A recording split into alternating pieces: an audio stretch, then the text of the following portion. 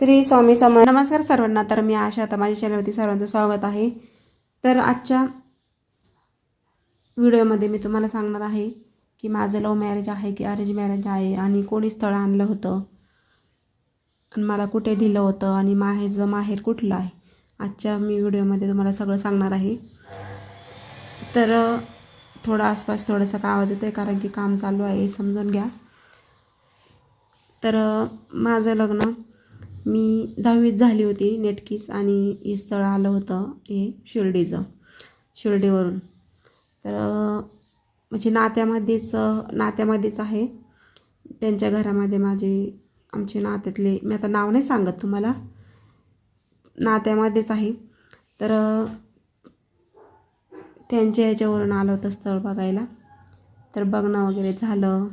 त्यानंतर आता मी तेव्हा माझी नेटकीच 10वी झाली होती, मला एवढे समज पण नव्हते आणि एवढं समजत पण नव्हतं. आणि तेव्हा कसं आवडीने एवढे विचारत नव्हते की आवडलं का नाही आवडलं असं, कारण मोठ्यांच्याच हातात असायचं सगळं. घरातले जे असन मोठे त्यांच्याच हातात सगळं असायचं. आता कसं जसं मुलींना विचारलं जातं, मुलांना विचारलं जातं, तसं पहिले नव्हतं. तसं विचारलं जायचं नाही, आणि काही समजत पण नसायचं एवढं नॉलेज नसायचं.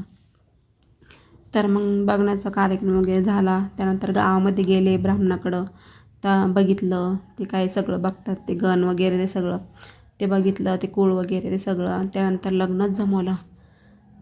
एकदा परत बैठक झाली, आणि त्यानंतर मग एका महिन्यामध्येच लग्न जमलं असं आणि झालं असं, गडबडीमध्येच लगेच झालं. आता वडिलांना वाटलं शिर्डी म्हणजे साईबाबाचं स्नान आहे, तिथे म्हणजे कोणताही धंदा केला तरी माणूस उपाशी राहू शकत नाही. आणि तेव्हा एक म्हणजे शॉप होतं एक बसस्टँडपाशी, असं दाखवलं होतं की बसस्टँडपाशी शॉप आहे, इकडे जागा तिकडं जागा आहे, हे आहे ते आहे असं. त्यामुळे वडिलांना वाटलं चांगलं आहे, आता पोरगी एवढी दिसायला छान आहे, तर वावरातलं शेती बघून दिलं तर वावरातलं काम करावं लागेल. त्याच्यामुळे त्यांना वाटलं चला शिर्डी म्हटल्यानंतर बाबाचं तिथे काही टेन्शन नाही, आणि पैसा वगैरे म्हणजे तिथे कोणता धंदा करून कमवू शकतो. कारण तेव्हा शिर्डीमध्ये खूप गर्दी असायची.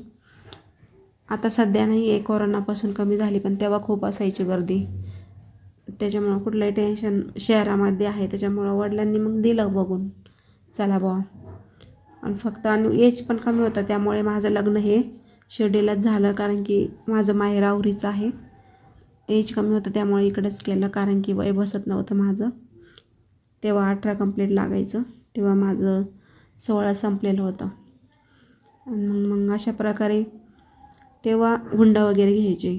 तर तेव्हा वडिलांनी 21,000 रुपये हुंडा दिला होता, आणि लग्न इकडंच उचलून दिलं होतं, इकडंच केलं होतं.